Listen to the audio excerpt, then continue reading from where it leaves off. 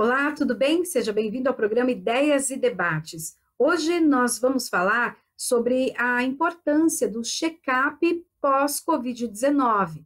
Para falar sobre esse assunto, eu recebo o Dr. Fábio Peralta, que é clínico geral e especialista em medicina do exercício e do esporte. Seja bem-vindo, doutor. Obrigado, Priscila. Obrigado pelo convite. É um prazer estar aqui participando dessa conversa. A gente poder trocar ideia, informação e difundir informação útil para todo mundo nesse momento é bastante importante. Obrigado. Eu que agradeço. Bom, também recebo o doutor Franco Martins, que é pneumologista. Seja bem-vindo, doutor. Obrigado, Priscila. Tudo bem? Agradeço o convite e um abraço ao doutor Fábio também. Que bom. Bom, vamos conversar então agora sobre a importância do check-up pós-Covid-19, né? Nós sabemos que muitas sequelas acabam aparecendo por conta da doença. Doutor Franco, eu queria que o senhor começasse contando para a gente um pouquinho sobre o que já foi descoberto durante todo esse tempo. Nós temos aí mais de um ano de pandemia aqui no Brasil e muitas sequelas já foram identificadas. Eu queria que o senhor falasse para a gente. Legal, sem dúvida um ótimo começo. Só para complementar, né, eu trabalho na Faculdade de Medicina do ABC, onde eu tenho um ambulatório especializado no atendimento dos pacientes pós-Covid. Então, nós montamos um serviço na transição do primeiro para o segundo semestre do ano passado, e junto com não só a pneumologia da minha área, mas também a infectologia e outros colegas para fazer um atendimento dedicado a esses pacientes. Então, isso aí faz parte da rotina nossa ali do serviço.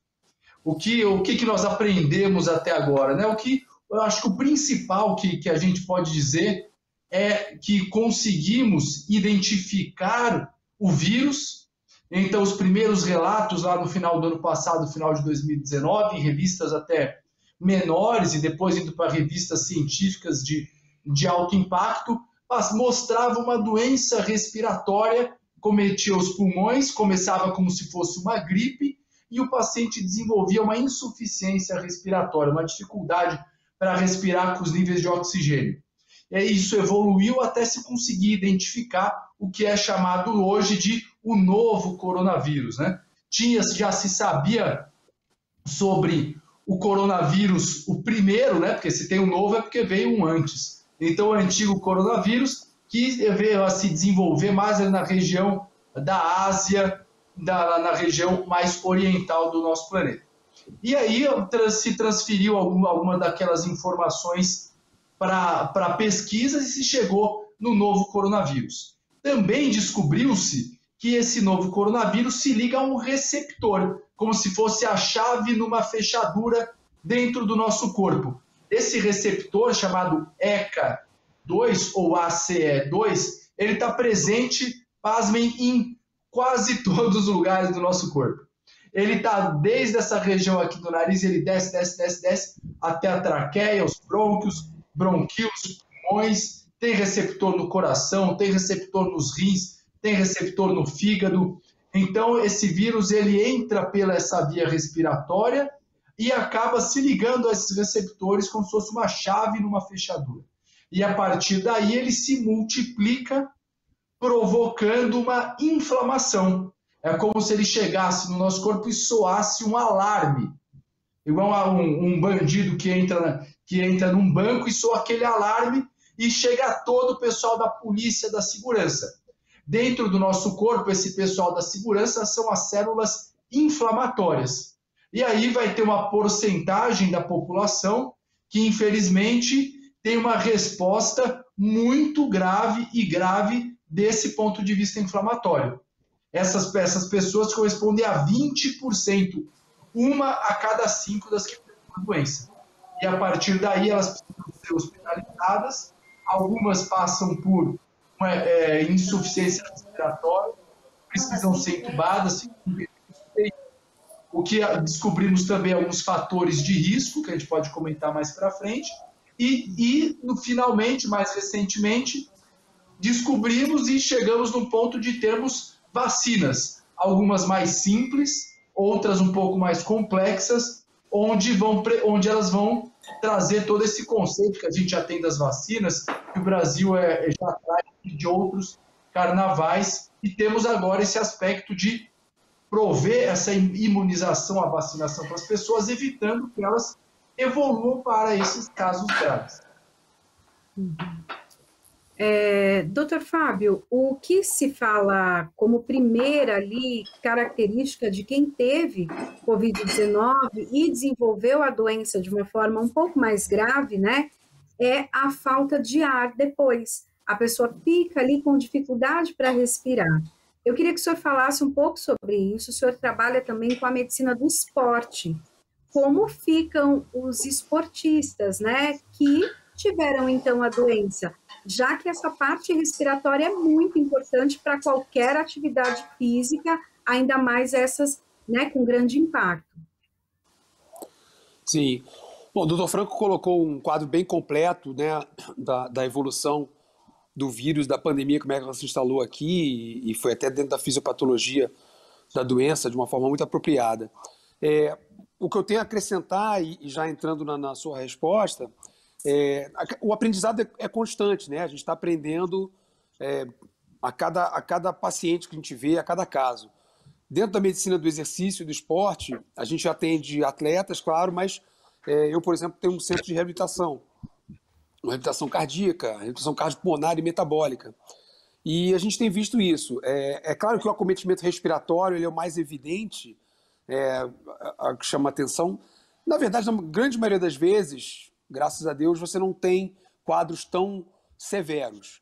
Mas, devido à intensa virulência do vírus, como ele sai pegando, o potencial de contaminação é muito alto, a gente acaba tendo um número considerável capaz de colapsar o sistema de saúde. Para vocês terem uma ideia, a gente teve a Olimpíada ano passado cancelada. Então, se a gente está falando de esporte, o impacto foi brutal, né?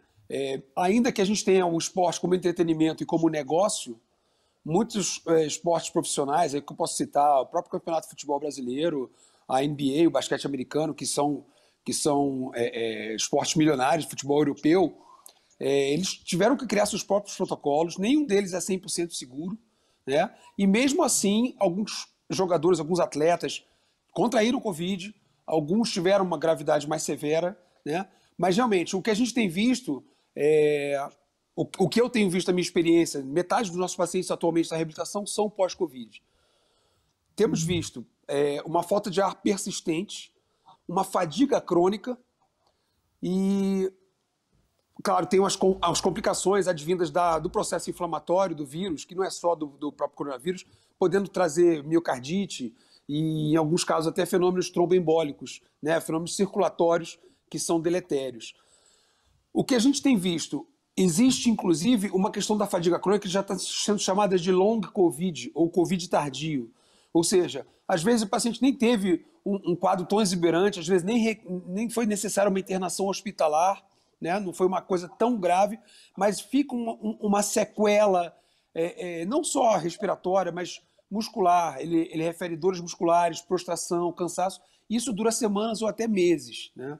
Mas, de fato, eu acho que seria mais apropriado até o Franco falar um pouco mais dessa parte respiratória, porque como a via respiratória é a via de contato inicial com o vírus, né? A mucosa da nasofaringe, eu acho que é por aí que começa o problema, atacando o pulmão e evoluindo para aquele acometimento que a gente tem visto muito, né, radiologicamente, né, e tem se feito necessário aporte ventilatório mecânico muitas vezes, né?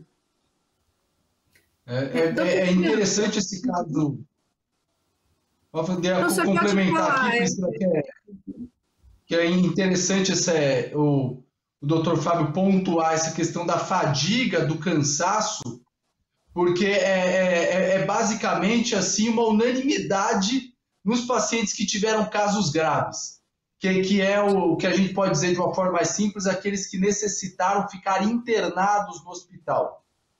Então, desenvolve-se ali esse quadro todo inflamatório, onde o que a gente observa no pós-Covid, ou seja, os pacientes que permanecem com sintomas após um mês, 4 semanas depois do acometimento da doença, a gente vê realmente esse cansaço, essa fadiga de uma forma muito iminente, né?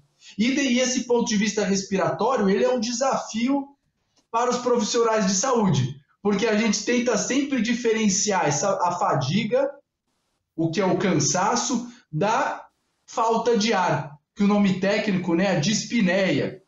Então, você tem pacientes com muito cansaço, muita fadiga, às vezes até um pouco de desânimo, isso aí se confunde com um quadro psiquiátrico, psicológico.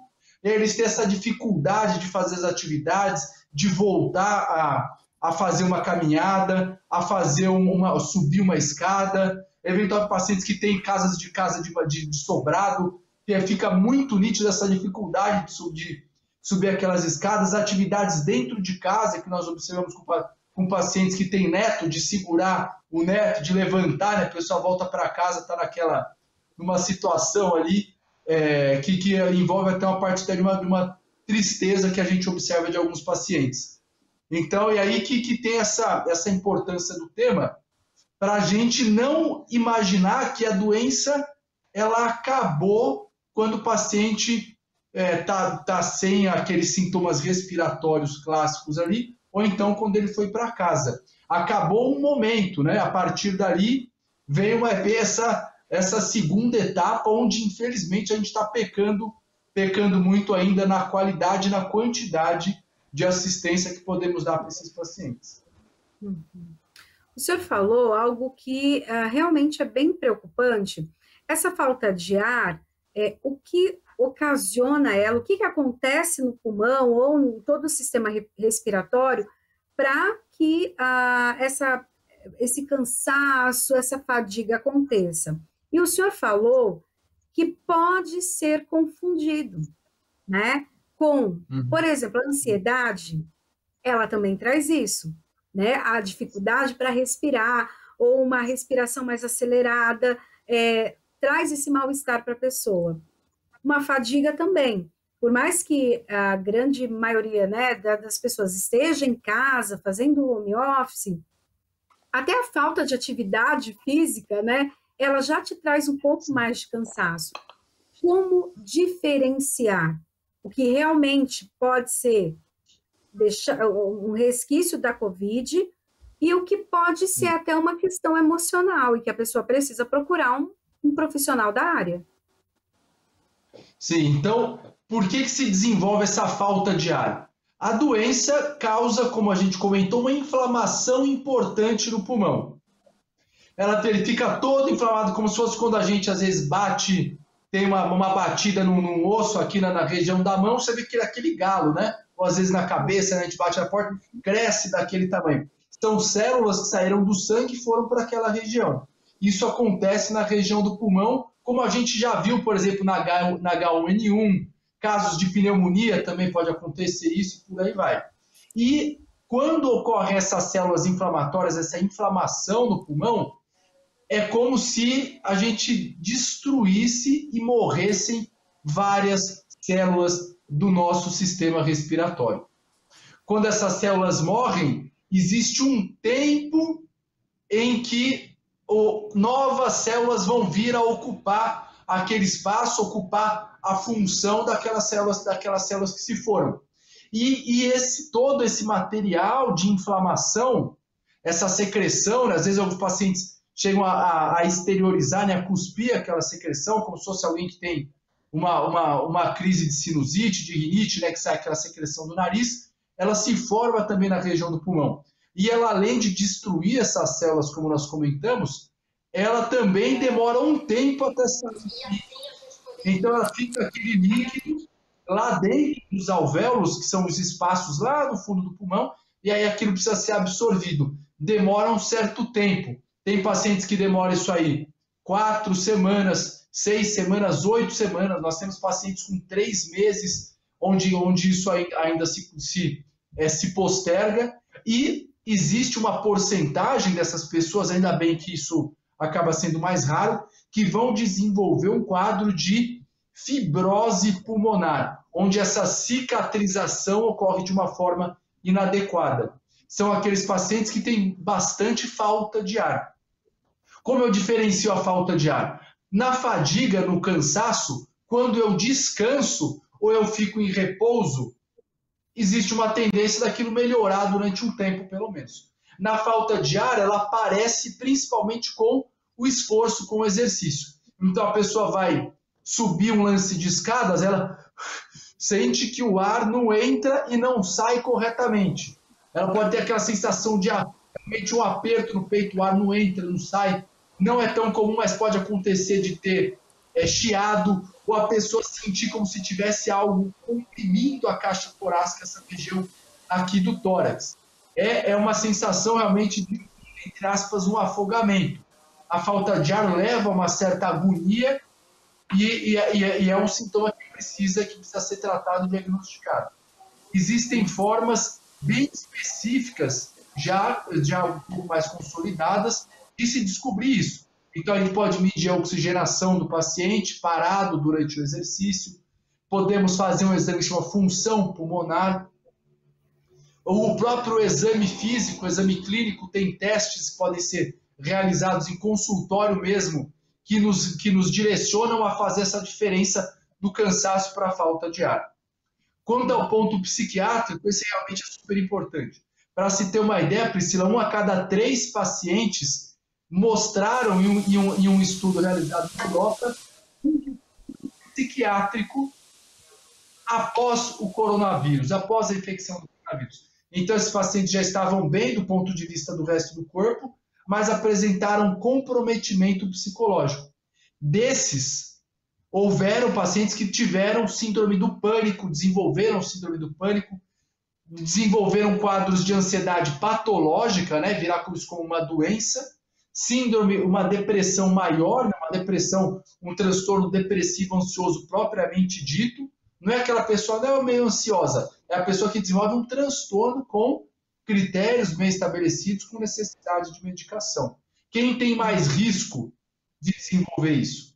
Pacientes que já trazem um histórico dessas doenças. Então, quem já teve um transtorno psiquiátrico no passado e agora está com alguma dificuldade, um pensamento estranho, ou os familiares têm observado comportamentos anormais, é interessante passar com uma conversa. Não precisa nem ser um psiquiatra de cara, porque não vai ter psiquiatra para todo mundo, com a quantidade de casos que nós temos, não só no Brasil, mas no mundo. Então, conversar com o clínico, conversar com quem está fazendo também a sua reabilitação, quem tem acesso. Existem várias plataformas, tem plataformas gratuitas, online, onde a pessoa pode conversar com um psicólogo, um profissional de saúde também.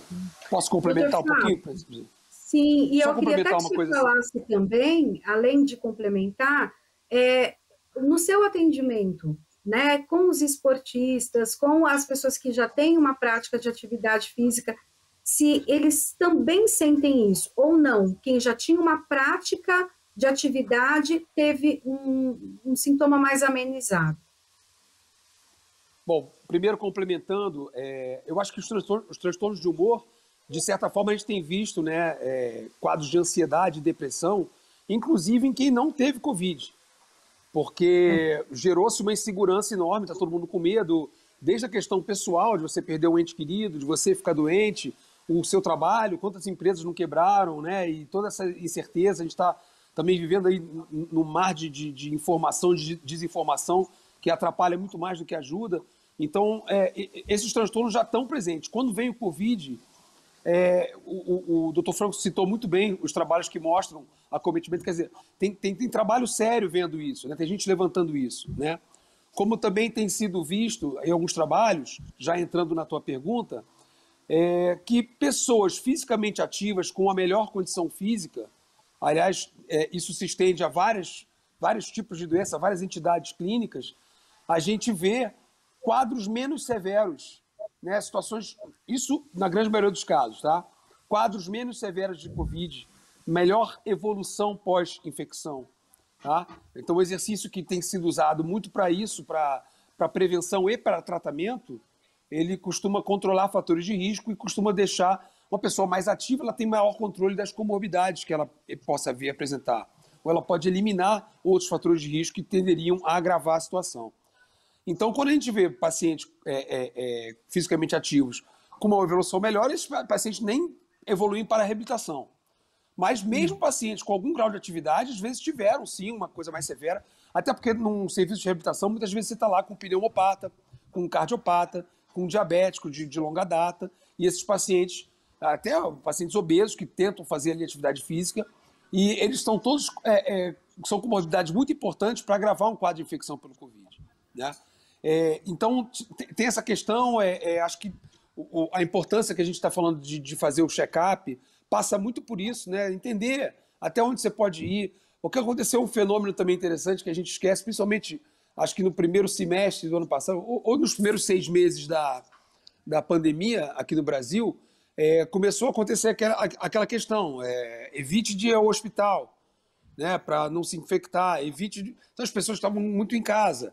Então, quantos casos não descompensaram de doenças crônicas, de insuficiência cardíaca, de doença pulmonar obstrutiva, né? Pacientes que precisam de um acompanhamento mais rotineiro e deixaram de seguir aquele profissional médico, enfim, profissional de saúde que o acompanha, devido à pandemia e às restrições de circulação. Então, quanta gente não piorou e em algum grau, alguns foram a óbito por estarem desassistidos. Isso também está nisso. Então, assim, o pós-Covid é o momento da gente olhar. Eu acho que se a gente tem que, né, e a gente tem sim, em tudo a gente tem que tentar buscar os aspectos positivos. Eu acho que a pandemia veio para ressaltar a necessidade de um sistema de saúde robusto, né, que possa dar atendimento integrado. Eu acho que tem que ser fortalecido o SUS, se havia algum pensamento, algum plano em contrário, isso tem que cair por terra. Eu acho que tem que ser valorizado o papel dos profissionais de saúde, que não são tão valorizados e estavam aí na linha de frente e receberam aplausos, homenagens, mas eu acho que tem que ser não só valorizados nas homenagens, mas numa melhor preparação. Eu acho que temos que formar profissionais cada vez melhores, integrar. A gente vê a necessidade que tem nisso. Então, as pessoas começarem a olhar mais para a sua própria saúde. Todo mundo está parando para ver, será que eu tenho uma comorbidade? Será que o meu Covid vai ser mais grave? Como é que eu estou? E se eu pegar? Eu acho que é o momento para a gente parar para olhar isso. Como é que está a qualidade de vida? Se a gente não consegue controlar a quantidade de vida, que a gente consiga controlar mais a qualidade. E isso passa muito por hábitos, por consultar um profissional que possa te orientar, né? A gente tem muita informação, como eu já falei até por outra coisa, e a informação se perde quando ela está em muita quantidade.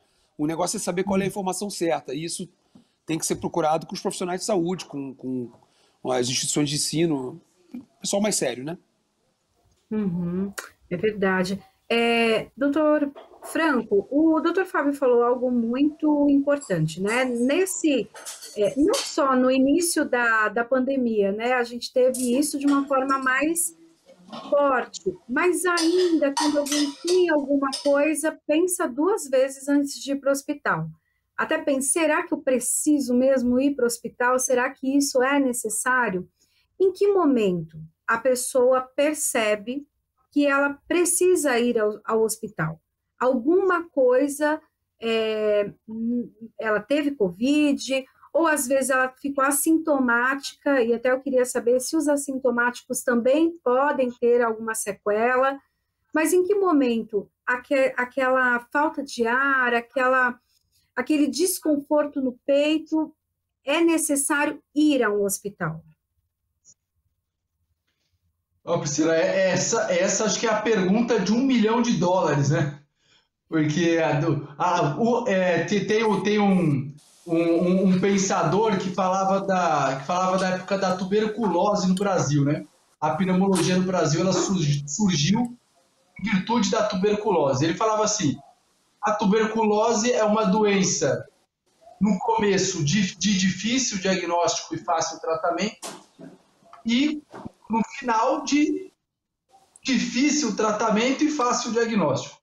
Então, aqueles casos onde a pessoa já está com importante falta de ar, a pessoa está com essa sensação importante de aperto no peito, de dificuldade para respirar, de alguma sensação assim, né, nessa região também cardíaca, porque a queda do nível de oxigênio facilita doenças que uma precipitação de uma doença cardíaca.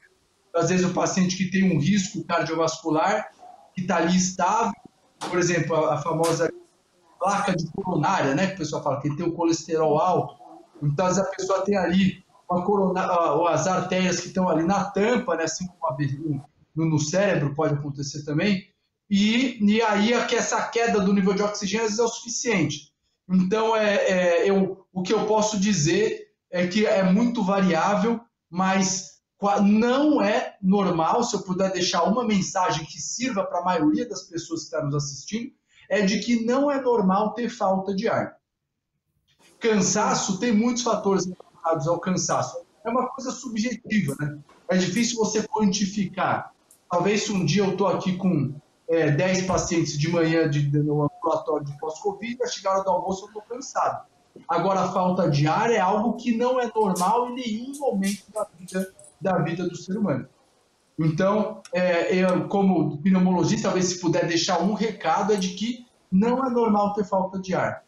Existe uma parcela da população que tem um melhor acesso ao serviço de saúde e pode conversar com o médico, tem um convênio de saúde, né? Se eu não me engano, por volta de 25% da população, 20 a 25% tem usufrui de convênio de saúde suplementar.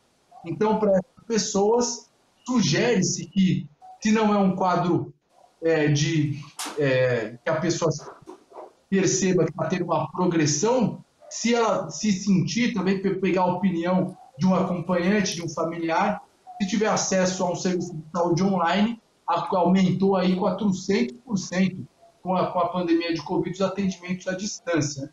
Então não estou trazendo um tipo de solução, nem um pouco uma recomendação, mas talvez pode ser interessante, enquanto as pessoas estão aí bem, de procurar. E o que eu digo para os pacientes mais do que saber aquela dúvida, porque geralmente a pessoa tem um bom feeling até de saber que o negócio está feio, mas de agora, nesse momento, fazer uma programação aí. Qual é o hospital mais perto da minha casa? Quando eu chegar lá, tem os tipos de profissionais adequados? Se eu tenho convênio, esse hospital atende o meu convênio? Eu preciso levar o meu cartão SUS? Eu tenho um raio-x, uma tomografia, um exame de função pulmonar, uma espirometria, um teste que eu fiz, algum exame que eu realizei recentemente, que eu tenho que deixar uma pastinha pronta para ir no hospital e fornecer mais dados para quem vai me atender? Tem remédios de uso contínuo que eu posso levar a minha receita lá para ajudar quem vai me fazer esse atendimento também? Então, acho que era esse o recado que eu queria deixar nesse sentido, Priscila. Mais do que essa percepção de quando procurar o médico, eu diria que é quadro de falta de ar ou de esse aperto no peito, sensação de desmaio também pode acontecer, mas geralmente as pessoas acabam postergando um pouco. É difícil dizer porque nós estamos num momento realmente de superlotação de alguns serviços, mas não são todos também. Então, talvez aproveitar esse momento e pesquisar qual local você iria agora se tivesse problema. Às vezes tem um hospital que está cheio perto da sua casa, um um pouquinho mais longe, você pode programar ali. Então, acho que esse que é o recado. A gente recebe muito paciente aqui no hospital, que o cara chega no pronto-socorro, não traz a receita, não sabe que remédio está tomando, não sabe quando que foi o diagnóstico dessa pós-Covid. O cara não sabe se o diagnóstico dele foi confirmado ou não, quando que foi, às vezes a pessoa fez 3 testes, não sabe quando que foi, que não foi. Então, que doença que ele tem. Então, eu acho que esse é um ponto importante da gente levantar também. Uhum. E, doutor, as pessoas que são assintomáticas podem também ficar com sequelas ou não? Pode apresentar. É mais comum quem tem sintomas, mas nos casos graves, pessoas que ficaram hospitalizadas, eu estou focando nessa população porque é aquela onde a ciência tem mais dados, né? A gente faz mais pesquisa do mundo inteiro com o paciente hospitalizado, porque você tem todos os dados dele de prontuário que acontece durante a hospitalização, né, Fábio? Então, eu acho que é nesse sentido aí. Quem ficou hospitalizado, sem dúvida.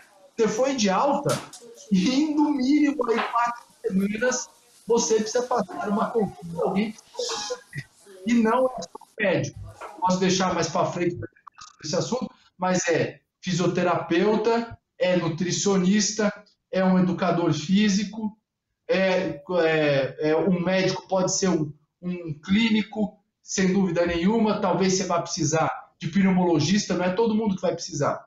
Cardiologista, não é todo paciente que vai precisar. Mas o infectologista, ele tem o seu papel também aqui. O que dá para ter certeza é um profissional da saúde precisa estar em acompanhamento com você, no mínimo, a esse período. Acho que o máximo, estourando aí, é 3 a 4 semanas, alguém precisa ver você. Serviços de qualidade estão fazendo um pós-hospitalização. Eles vão e acompanham esse doente na casa dele, para observar, porque aí as maiores complicações ocorrem logo nos primeiros dias após a aula. Sim. E aí, complementando, eu acho que essa abordagem multidisciplinar que o Dr. Franco colocou, ela é extremamente relevante para a gente não pensar realmente só em médico. Lembrar que esses pacientes hospitalizados têm trabalhos mostrando perdas ponderais importantes, da ordem de 15% a 20% do peso corporal, e a gente lembrar que uma boa parte dessa perda é de massa magra, né? Então aí entra realmente o papel importantíssimo da nutricionista, o papel do educador físico, né? Eu já recebi pacientes com sequelas neurológicas, são mais raras, mas também tem sequelas neurológicas de Covid. Quando o paciente fica muito tempo hospitalizado, isso é mais patente, né? Aparece mais para a gente. Então entra o fisioterapeuta como um profissional importante. Todos esses exames são importantes de ser feitos. O Dr. Franco falou da espirometria, também tem a ergospirometria, um teste de esforço que a gente faz análise das trocas ventilatórias, que é bem completo. Então, aquele teste de esforço que a gente já faz, todo mundo já deve ter feito aí, que é só com eletro. A gente coloca também para ver como é que está a reserva ventilatória desse paciente, como é que está a eficiência, né, daquele coração, daquele sistema cardiorrespiratório, porque a gente separa as especialidades, mas o cara vai, né, os pacientes vão com tudo junto, né? Tá tudo ali, pulmão, coração. Então, essa visão ela tem que ser bem completa, essa abordagem. Doutor, até o senhor como clínico geral, o senhor já faz esse encaminhamento, então, quando recebe alguém que fala que teve Covid, aí o senhor já pega ali aquela bateria de exames. A gente também não é sair pedindo exame sem critério, né? Aleatório. A gente também, para não sair, a gente tem que pensar nisso, no ônus que tem pedir exames em demasia. Mas você consegue direcionar para colegas especialistas, mas também para outros profissionais de saúde que não médicos, como o Franco colocou. Eu acho que é legal esse ponto. Eu ia comentar do teste de exercício mesmo, né, cardiopulmonar, que é o meu sonho aqui, até trabalhando no SUS, ter essa disponibilidade de poder realizar esse exame, que é excepcional. Ele traz para a gente ali uma quantidade de dados para se descobrir essa causa da falta de ar. Ele é excelente, muito bem realizado e bem laudado e acompanhado como o serviço do... Entra naquela questão que ele falou da dispneia, né? O nome técnico para falta de ar, para você saber de onde vem essa dispneia, né? Então, esse exame, ele, na grande maioria dos casos, ele consegue definir uma direção para o diagnóstico, para elucidar essas dúvidas. Uhum. Aí, dentro de todas as pesquisas e acompanhamento que os médicos têm feito durante esse tempo, já se falou de muita coisa, né? Até essa parte respiratória acaba sendo algo que meio que já esperado por conta da evolução da doença. Mas já se falou em descolamento de córnea, já se falou das questões neurológicas. Eu gostaria, doutor Franco, que o senhor falasse também das outras, né? Outras situações, outras doenças que podem até aparecer ao longo do tempo por conta, né, decorrentes, então, da Covid. Sim. Então, a gente tem doenças cardiovasculares como AVC, o popular derrame, com obstruções da passagem do sangue pelas artérias que irrigam o nosso cérebro, que vai com um quadro bastante grave.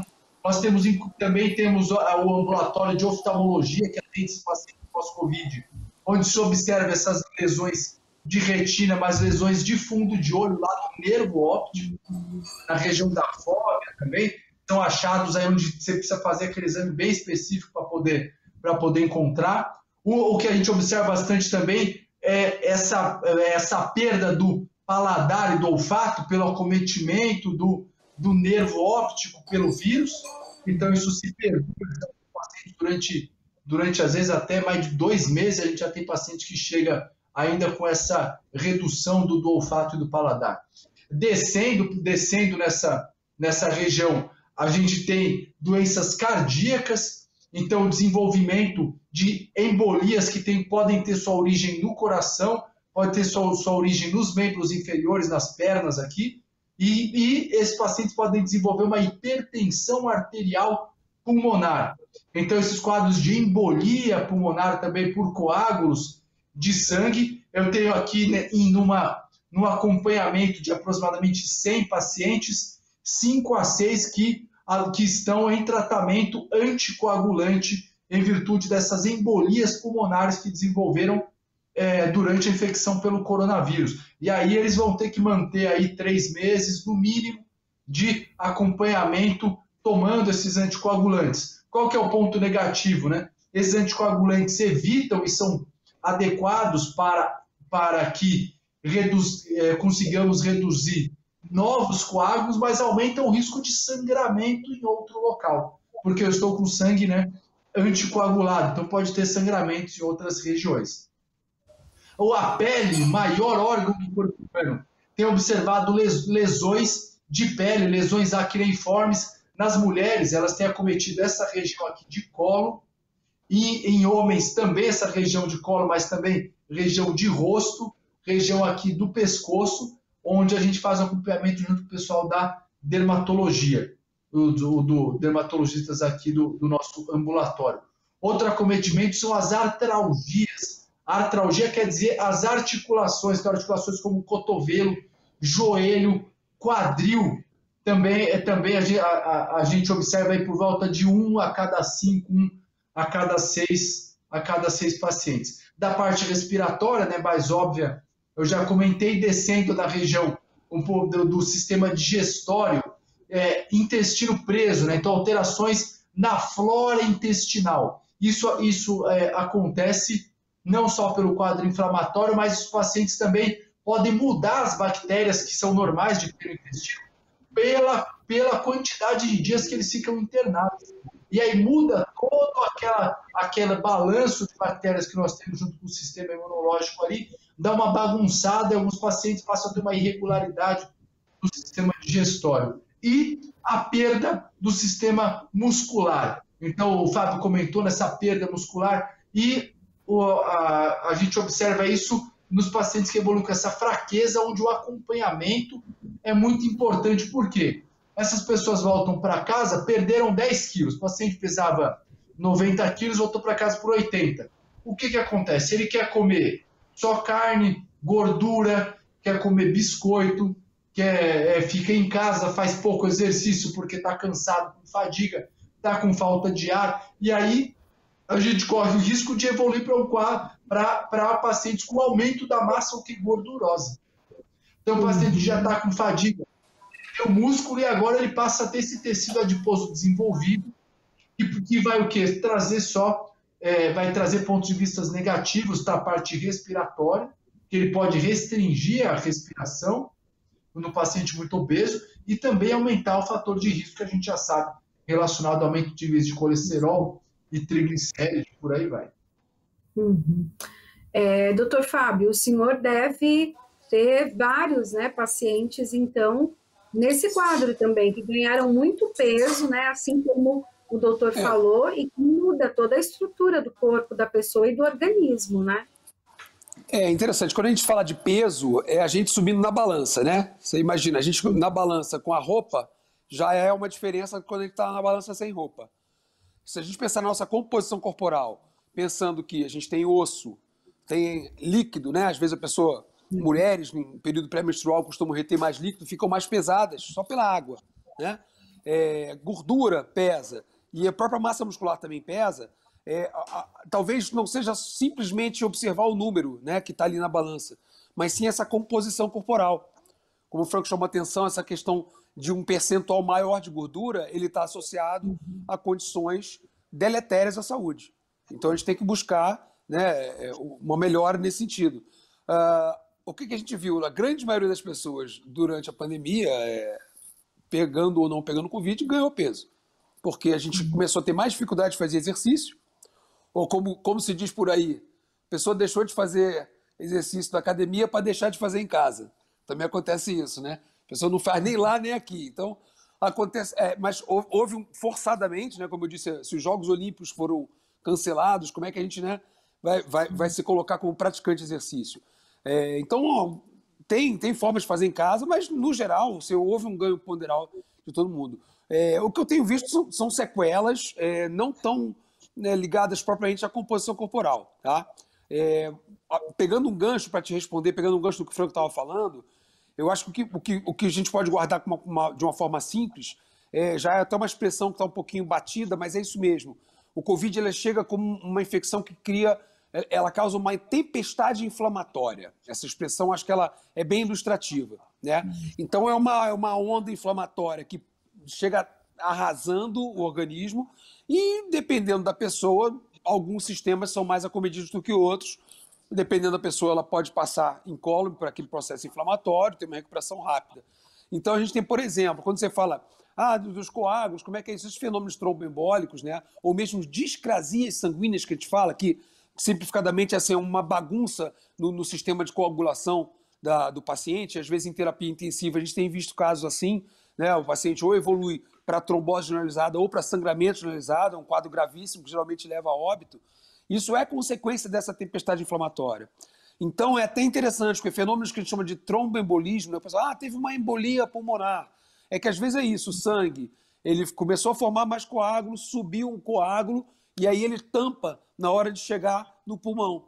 E aí a pessoa tem geralmente uma falta de ar súbita, né? É repentina. A embolia ela tem essa característica, que difere um pouco da dispneia por acometimento pulmonar, que ela tem uma evolução mais progressiva. Então, esse é um caminho para ver.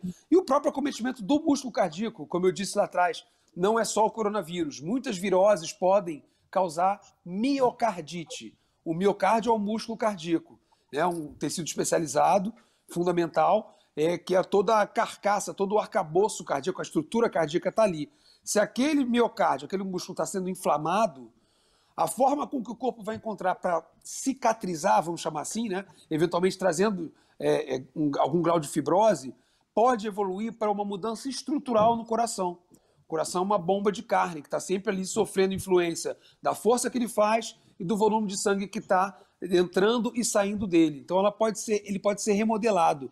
A gente vê remodelamento em atletas que é um remodelamento benigno, normal, que não chega a trazer nenhum problema, mas tem características muito marcantes. Quando o indivíduo tem uma miocardite, às vezes ele pode evoluir com a fibrose para uma mudança de conformação estrutural do coração, em que ele fica muito grande, por exemplo, com a parede muito fina, que a gente chama de cardiopatia dilatada. Isso atrapalha o poder de bombeamento do coração, ele pode evoluir para uma insuficiência cardíaca, que atrapalha muito a qualidade de vida dele. E também pode haver, também no caso de miocardite, podem trazer casos graves de arritmia. E a arritmia, principalmente para praticantes de exercício físico, isso é muito crítico, né? Então, são várias coisas que a gente vai vendo. A gente monitora paciente que, às vezes, num teste de esforço, né, num check-up, tá tudo bem, mas vai lá e faz uma arritmia que não tinha histórico nenhum daquilo, não está medicado para aquilo. Então, esse paciente tem que ser acompanhado de perto por mais tempo até ele poder ser liberado com segurança. Entendi. Doutor Franco, essas sequelas, esse mal-estar, as dores, enfim, são sintomas reversíveis, são sequelas reversíveis naturalmente, então com o tempo isso vai sumir, o paladar volta, a memória volta, várias outras situações voltam ao normal, ou não, é preciso um atendimento médico para retomar, né, essa vida, retomar as atividades normais, ou a pessoa que teve sequela nunca mais vai ter a vida que tinha antes? Não sei de responder, Priscila, porque isso começou em fevereiro, janeiro do ano passado. Então, o paciente mais velho com Covid no mundo, ele é de novembro, dezembro, de que tem relato, né? Começou isso um pouco antes lá na China, mas os relatos de casos são dessa época. O que a gente pode trazer é algumas informações de outras doenças que guardam alguma semelhança com o Covid, por exemplo, H1N1 e até o SARS-CoV-1, né, que seria o coronavírus primeiro que surgiu.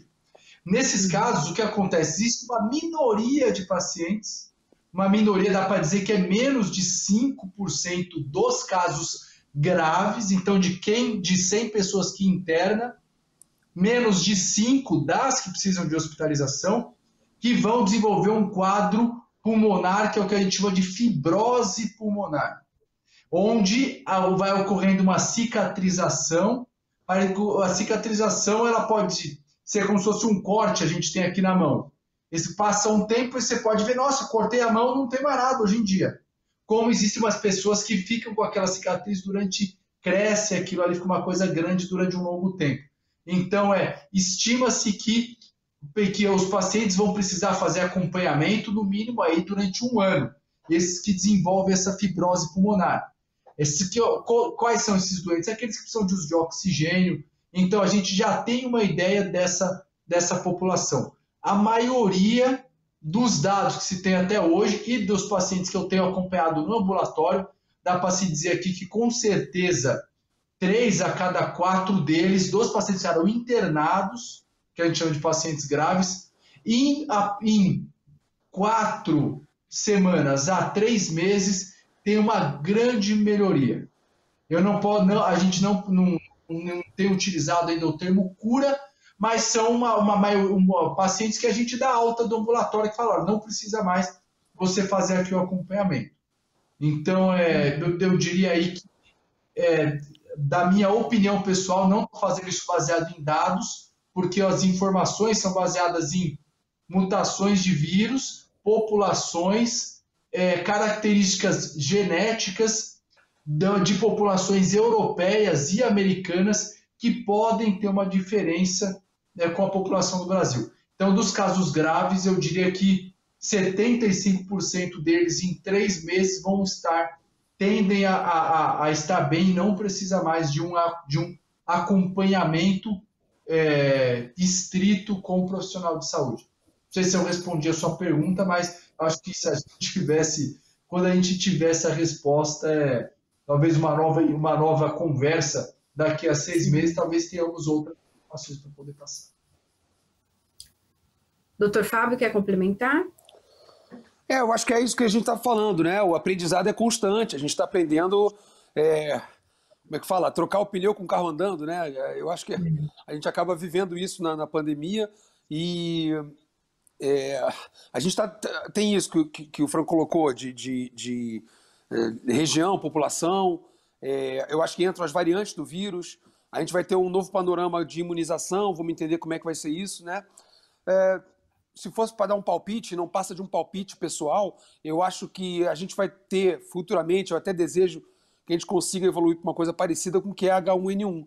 A diferença é que o H1N1 não teve o poder de contágio que o coronavírus teve.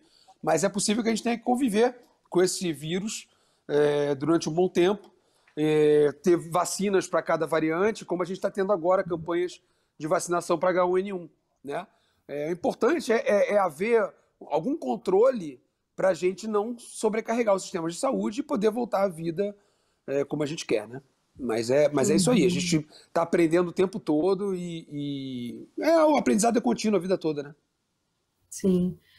Doutor Franco, nós estamos no canal legislativo, né? E não existe uma política pública que faça a questão da prevenção, né?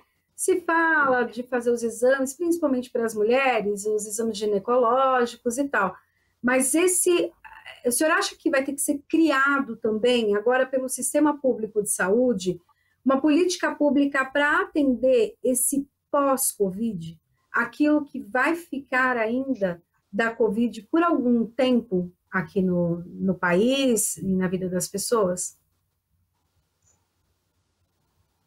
Eu vou te dizer, Priscila, que eu não acompanho essas questões tão de perto.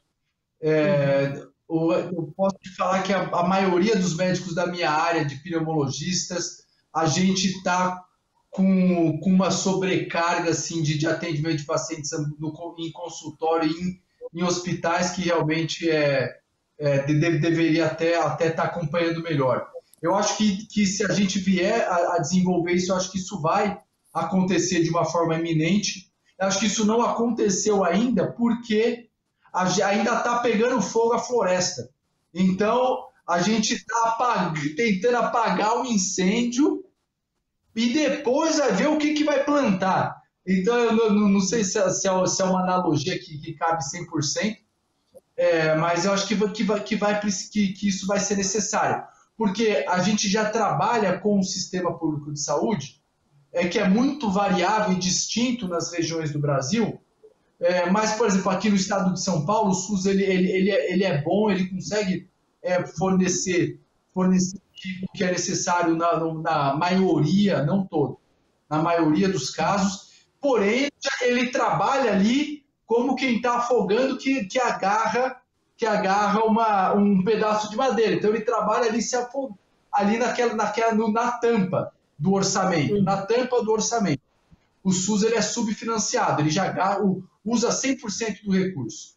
Então, agora a gente vai precisar dedicar, se eu for comentar sobre uma política pública, vai ser separar um dinheiro novo, novas verbas para esses pacientes que são novos. Então, toda essa população que estava sem necessitar do serviço, agora ela vai precisar de um acompanhamento. Então, eu acredito que as políticas públicas vão caminhar nesse sentido de prover orçamento para profissionais da saúde, para serviços de acompanhamento multidisciplinar e também como reabilitar essas pessoas que estão com fadiga crônica, que estão com dificuldade respiratória, para reinseri-las não só no mercado de trabalho, mas retornar a qualidade de vida para essas pessoas. Então, é reabilitá-las e, nesse processo de reabilitação, entender que não são só os pacientes, mas os cuidadores que largaram os trabalhos para cuidar dessa pessoa que está agora em casa. Acredito que vai caminhar nesse sentido de fazer mais testes de diagnóstico de doenças que se apresentaram durante o coronavírus, de abrir mais espaço para atendimento de profissionais de saúde para essa população e, finalmente, de conseguir fazer uma busca ativa naquela população que tem menos sintoma, mas não consegue ter acesso ao serviço, que está hoje em casa e não consegue se inserir no serviço de saúde para ser atendido. Acho que vai caminhar nesse sentido. O principal vai ser realmente separar financiamento para isso e conjuntamente programas de capacitação. Né? Se eu pegar um fisioterapeuta, um médico que não tem experiência com isso e falar, olha, atende aí, não, o negócio não vai dar certo. Então, também vamos precisar capacitar quem vai trabalhar junto com isso. Uhum. Doutor Fábio, o senhor pode complementar, mas eu queria também que o senhor falasse dos riscos de quem não faz esse atendimento pós-Covid, quem não faz esse acompanhamento, que não faz os exames, o que pode acontecer com essa pessoa? Bom, já te falo de experiência própria, a gente tem recebido no centro de reabilitação pacientes sem história prévia, por exemplo, de doença coronariana e que infartaram pós-Covid. E não estou falando nem de 1, nem de 2, nem de 3. Então, um número considerável de casos por causa desses fenômenos, né, tromboembólicos, né? Existem marcadores que às vezes o pessoal tive ali, não foi acompanhado direito, daqui a pouco, não, já posso voltar, e a gente está com a mesma cabeça de antes de ficar doente, aí vai fazer o exercício físico, vou dar minha corridinha, sentiu uma dor no peito, evoluiu, ganhou um stent. Ou fez um infarto, teve uma lesão miocárdica, né? Isso só para começar, sem contar alguns casos de miocardite que foram identificados pós-Covid. Então, assim, eu acho que é no mínimo passar por, não é que ele vai ter que ir no médico, passar por 500 médicos para fazer uma bateria de exames, mas ir procurar o médico dele, ver qual o seu médico de confiança, porque a relação médico-paciente é muito importante. Se ele tiver um médico de confiança, vai nele, que é uma pessoa que já te conhece, né? Tem N riscos para isso aí. Todas as questões que o Franco colocou das complicações durante a nossa conversa, elas todas podem ter uma repercussão se isso não for adequadamente avaliado, né? Desde um problema de pele, um problema articular, até um problema mais sério de tromboembolismo, de miocardite, de uma fibrose pulmonar. Então é importante ter um acompanhamento para saber como é que vai. E aí, para complementar, né, na verdade, eu tive essa fala mais cedo de dizer o quanto que a pandemia revelou, né, a importância do SUS, do Sistema Único de Saúde, que é, na sua concepção, uma coisa internacionalmente reconhecida como admirável, principalmente pela sua capilarização. A gente tem um país de dimensões continentais. E engraçado, porque nessa capilarização, o Sistema Único de Saúde prevê lá na ponta a atenção básica de saúde, né, nas comunidades, nos bairros, né? Então você ter ali agentes da comunidade que conhece ali e consegue concentrar. Existem os programas de saúde familiar que têm no papel, na sua origem, essa ideia de você ter um acesso, né? Trazer a pessoa, quem é que está ali, você mapeia em comunidade. Já tive a oportunidade de trabalhar em comunidade, até para mapear no projeto de tuberculose. Infelizmente, metade do orçamento vinha de fora, porque era uma coisa que teve dinheiro de ONG internacional, outra com o Congresso americano colocando dinheiro nisso. Para poder. Aí você vê o modelo, criam-se equipes que vão mapear as comunidades, e aí você sabe, olha, aqui tem esse paciente, ó, aqui tem que chamar atenção, esse aqui é um hipertenso, aqui temos um cardiopata, temos um diabético. Aí você. E essas informações, se a gente pudesse dar mais corpo ao SUS, né, e dotá-lo, né, de uma informatização maior, que você pudesse trocar essa informação aonde o paciente chega, né, você tivesse, seria o ideal, a gente sabe que é distante do real, mas ter ali uma fichinha com o prontuário dele, ou com a história clínica dele, tudo isso facilita para o Covid e para outras doenças que possam vir, né? Então, assim, a gente entende que saúde pública é cara, né, custa dinheiro, né? Mas aquela dificuldade que a gente tem de assimilar uma conta antiga já.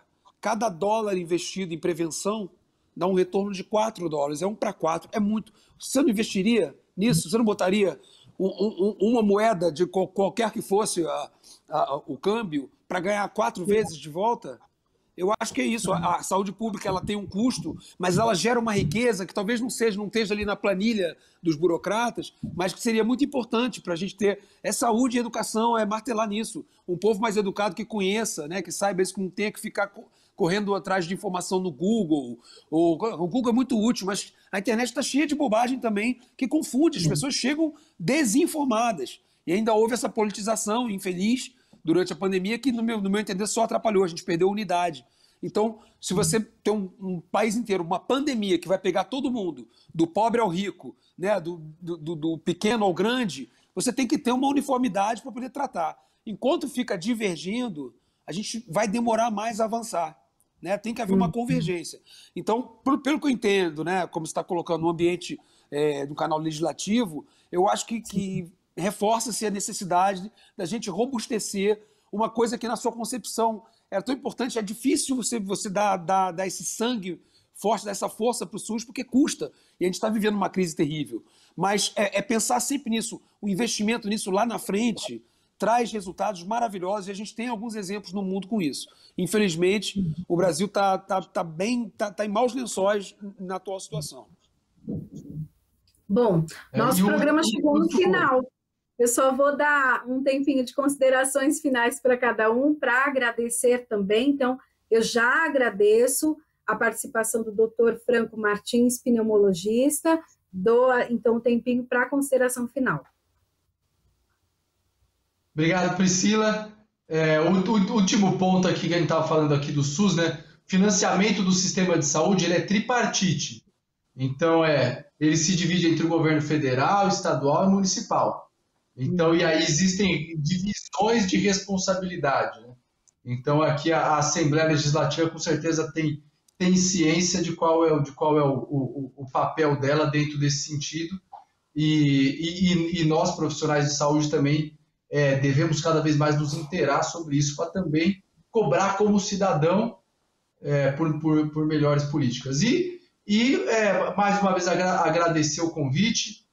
Só de recado final aí, se você teve coronavírus, Covid, ficou internado, hospitalizado, conhece alguém que foi hospitalizado, você precisa conversar com um profissional de saúde, se possível tiver acesso ao médico, porque a gente consegue melhorar bastante a qualidade de vida do seu pós-Covid. Então, o que a gente já falou tudo aqui no fim das contas é para melhorar a qualidade de vida dos pacientes. É aquela pessoa que não consegue mais fazer as suas atividades depois da doença, de voltar a ter uma alimentação adequada, a ganhar a sua composição corporal de forma adequada, melhorar esse cansaço, a gente encurta. O objetivo nosso, que a gente vai trazer publicações nesse sentido aqui na faculdade, é que a gente encurta esses sintomas. Então, que a pessoa ia demorar muito mais, ela demora menos.